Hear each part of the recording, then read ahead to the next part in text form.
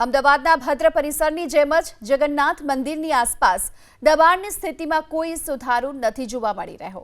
જાન્યુઆરી મહિનામાં જગન્નાથ મંદિરની આસપાસનો વિસ્તાર દબાણ મુક્ત કરવા માટે આદેશ આપવામાં આવ્યો। સ્ટેન્ડિંગ કમિટીમાં અધિકારીઓને આદેશ હોવા છતાં પણ અસરકારક અમલ નથી થયો।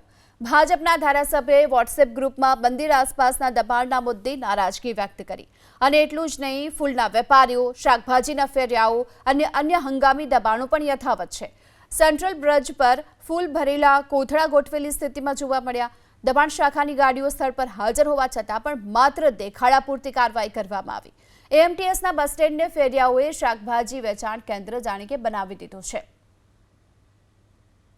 ભદ્ર પરિસરની માફક જમાલપુર જગન્નાથ મંદિરની આસપાસ પણ ઊભા થયેલા હંગામી દબાણો દૂર કરવા માટે અમદાવાદ મહાનગરપાલિકાની સ્ટેન્ડિંગ કમિટીમાં નિર્ણય કરવામાં આવ્યો હતો। એટલું જ નહીં, ભાજપના ધારાસભ્ય અમિત શાહ તરફથી સોશિયલ મીડિયામાં જમાલપુરના રૂટ ઉપર હંગામી દબાણો દૂર થયા હોવાના ફોટા મૂકી અને નારાજગી દર્શાવવામાં આવી હતી।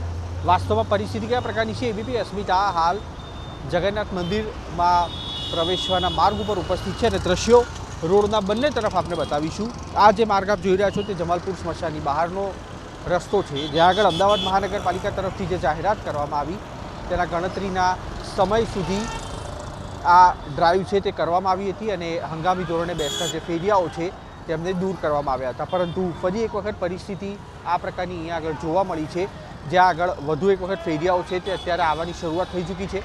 તો બીજી તરફના દ્રશ્યો પણ આપણે બતાવીશું, જે ફૂલ બજાર આગળના દ્રશ્યો છે અને અહીંયા આગળ પણ એ પ્રકારની પરિસ્થિતિ છે। કોર્પોરેશન તરફથી જે નિર્ણય કરવામાં આવ્યો હતો તેનો ફિયાસ્કો અત્યારે અહીંયા આગળ થતો જોવા મળી રહ્યો છે અને વધુ એક વખત આ ફેરિયાઓ છે તે રોડ પર એ હદે દબાણ કરી રહ્યા છે કે વાહનો છે તેમને અહીંયા આગળથી પસાર થવું હોય તો પણ વહેલી સવારે ટ્રાફિકનો સામનો કરવો પડે અને રોડ ઉપરનો જે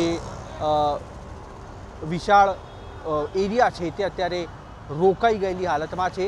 કોર્પોરેશન સ્ટેન્ડિંગ કમિટીમાં જાહેરાત છતાં પણ તેનું અમલીકરણ યોગ્ય રીતે ન થતાં ભાજપના ધારાસભ્યએ 24 કલાક પહેલાં ફરિયાદ કરી હતી, જેનું હજી સુધી કોઈ અસરકારક અમલીકરણ હાલના તબક્કે જમાલપુર વિસ્તારમાં જોવા નથી મળી રહ્યું। કેમેરામેન મલય દવે સાથે કુશાંક સોની, એબીપી અસ્મિતા, અમદાવાદ।